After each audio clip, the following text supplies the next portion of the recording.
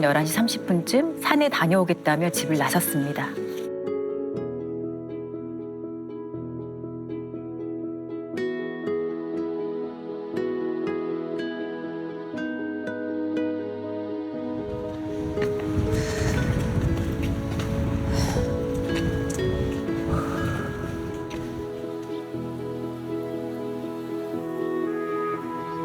오후 1시 10분쯤에는 산 정상에서 남편에게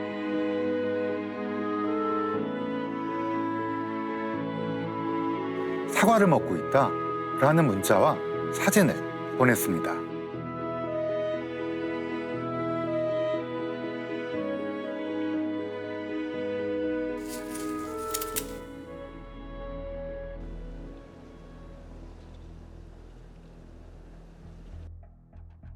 그런데 밤 9시가 넘도록 아내가 돌아오지 않자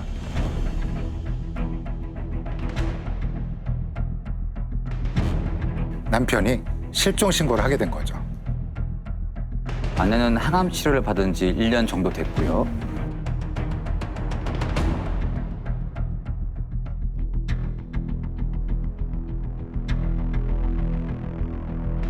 꾸준히 산에 다니고 있었다고 합니다.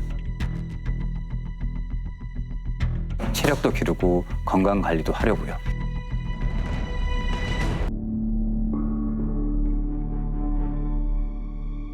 정오쯤에 등산로 입구 쪽으로 걸어가는 아내의 모습이 CCTV에 찍혔고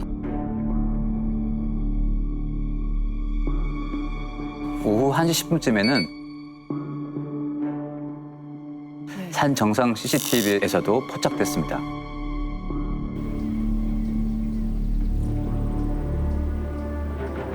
그런데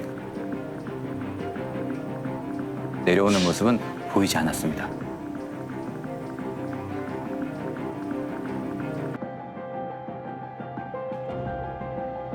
경찰은 500여 명을 투입해 대대적인 수색에 나섰습니다. 그리고 실종 신고가 접수된 다음 날 산 중턱 등산로에서 약 10m 떨어진 숲풀에서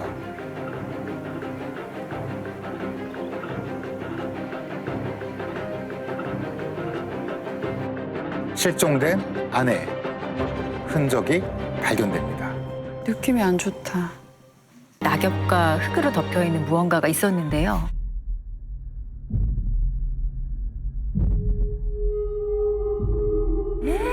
아, 설마.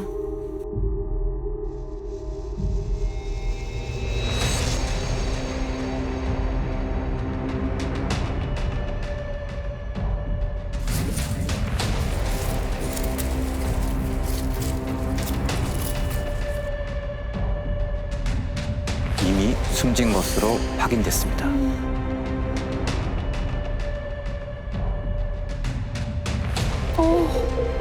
어쩌다가. 등산복 차림에 등산용 장갑을 끼고 있었습니다.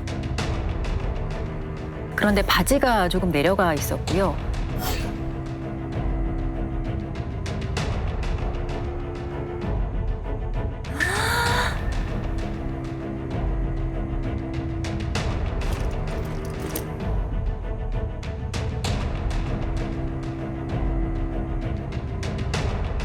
소지품 중에서 유일하게 휴대전화만 없어졌습니다. 부검 결과 머리 여러 부위에서 피하 출혈이 확인됐습니다. 피부가 벗겨진 상처와 함께 근육 사이 출혈도 발견됐고요. 또 뇌 전체가 부어 있었습니다. 폭행에 의한 손상으로 판단이 되었습니다. 하지만 직접적인 사망 원인이 될 정도는 아니었습니다. 양쪽 눈꺼풀 결막과 눈 주변부에 점출혈과 우려리 관찰됐고요. 여러분 여기 만져보시면 안쪽으로 쑥 들어가는 부위에 작은 연골 부위가 있는데요. 윗부분에 골절이 확인되었습니다. 연골이 왜 부러진 거예요? 목을 강하게 압박하면서 눌렀다는 걸 의미하고요. 손상 형태를 보면 끈 같은 도구가 아니라 손이 사용됐다고 볼 수 있습니다. 따라서 사망 원인은 경부 압박에 의한 질식사라고 판단할 수 있습니다. 범행 장소가 산 중턱에 사람들이 많이 몰릴 수도 있는 주요 등산로고 시간도 대낮에 벌어진 일이거든요. 네. 범행을 들키기가 쉽잖아요. 원한 관계의 면식범이라면 굳이 이런 탁 트인 장소와 낮의 시간을 선택할 이유가 있을까? 바지가 좀 내려가 있었다라는 이야기가 있었잖아요. 성폭행을 노린 건 아니었을까? 부검 결과 성폭행의 직접적인 흔적은 발견되지 않았습니다. 다만 성폭행을 시도하려는 의도는 분명히 있었을 가능성이 있습니다. 일종의 성적인 모욕과 수치심을 주기 위한 의도일 수도 있고요. 실제로 성폭행을 시도했다가 상황이 여의치 않아서 포기했을 수도 있습니다. 성폭행의 대상을 찾기 위해 대낮에 등산을 한다는 건 상식적으로 좀 이해가 되지를 않습니다. 그렇다면 범인도 등산 자체가 목적일 가능성이 크다고 생각됩니다. 등산하다 갑자기 어떤 계기를 만나서 이런 짓을 벌이게 됐다고요? 충동적인 계기가 작용했을 수 있겠죠. 첫 번째 가능성은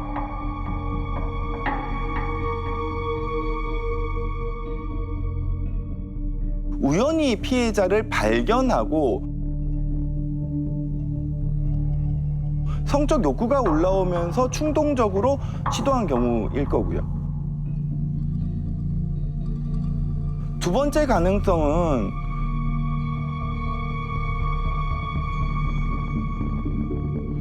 말다툼 같은 것이 있었고 피해자가 범인을 무시했다고 느껴서 뒤쫓아가 살해했을 경우.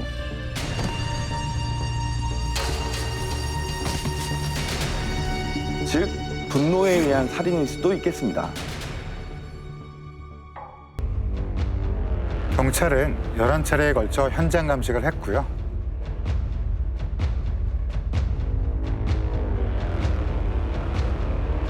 피해자가 입고 있던 옷과 신발, 등산용 장갑, 소지품은 물론 주변에 떨어진 담배꽁초까지 총 160여 점에 대해 DNA 감정을 의뢰했습니다. 단서가 나온 게 있어요? 창원 무악산에서 50대 주부가 살해된 채 발견된 지 닷새가 지나도록 경찰은 용의자에 대한 뚜렷한 단서를 찾지 못하고 있습니다.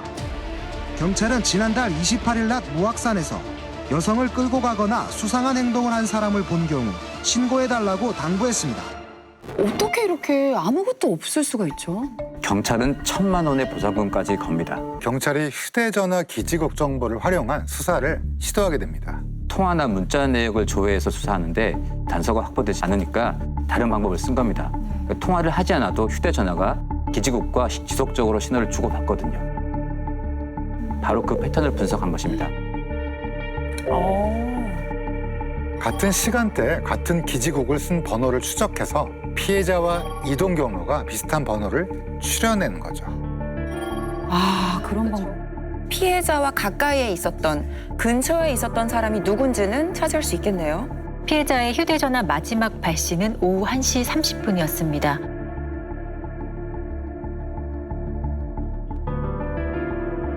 그때부터 1시간 동안 피해자와 동일한 기지국을 사용한 전화번호를 확보했는데요.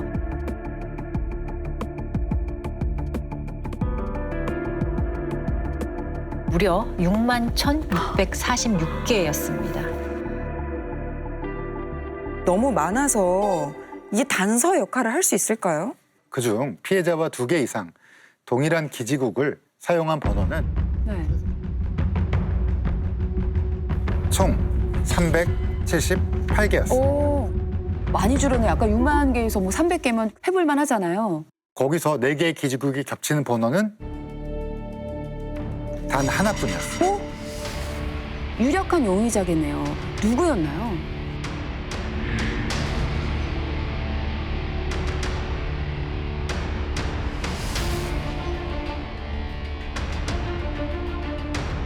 약초꾼인 김 씨였습니다.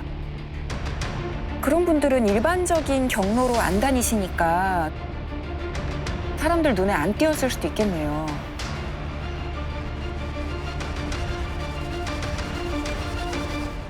경찰은 김 씨를 9차례나 조사를 했습니다. 그럼 그 약초꾼은 뭐라고 했나요? 현장 인근에 자신이 있었다는 것은 인정했습니다.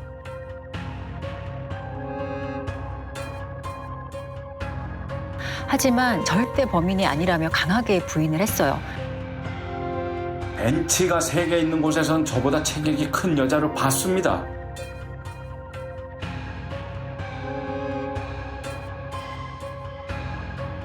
그리고 바위가 있는 곳에서는 모자를 봤습니다. 봤을 뿐, 뭐 건드리거나 대화를 하거나 그러지는 않았다는 거잖아요. 봤다는 건 확실한 거잖아요. 그런데 조사할 때마다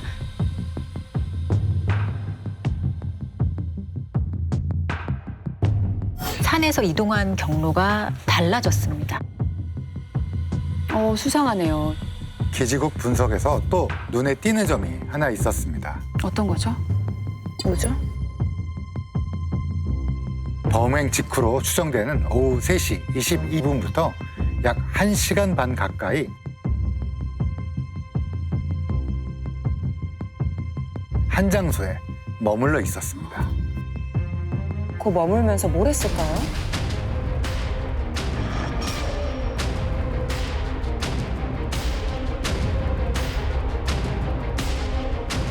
경찰은 김 씨가 범행 후 숨어 있다가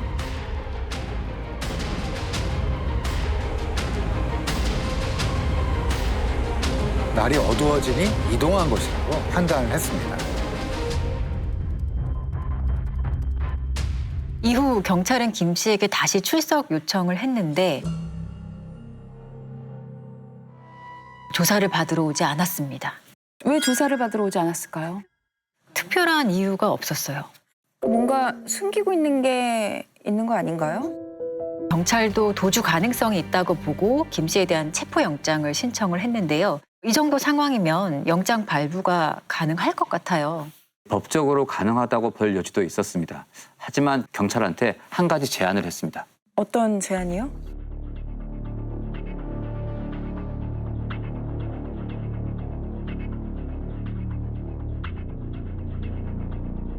피해자 유류품에 대한 DNA 검사를 다시 해보자고 했습니다.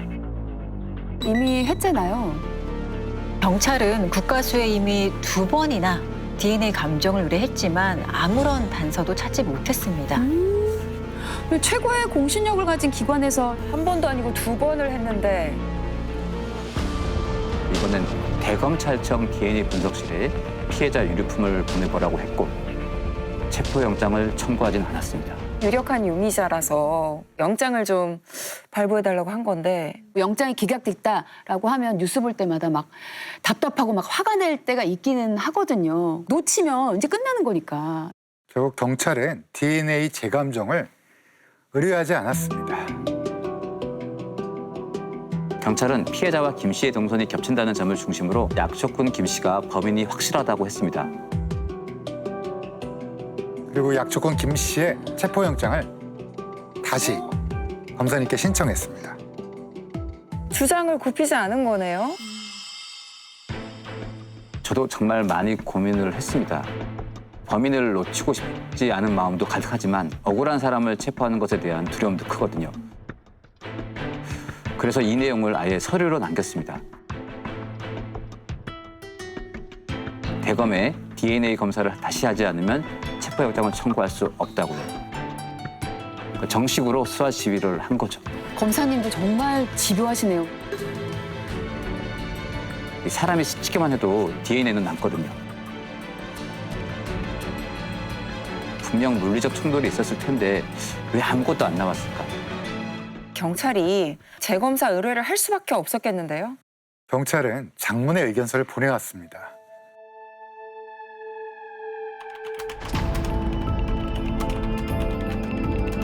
신락 같은 희망으로 DNA 재감정을 의뢰하겠습니다.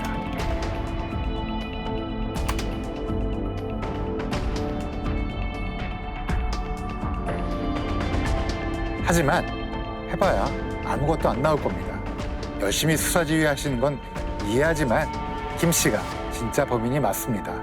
체포영장 받아서 자백 받아오겠습니다.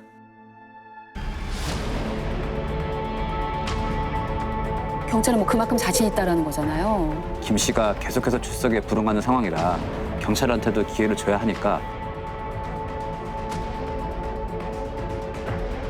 저도 법원에 체포영장을 청구는 했습니다. 검찰이 원하는 것과 경찰이 원하는 것 모두 반영을 한 거네요.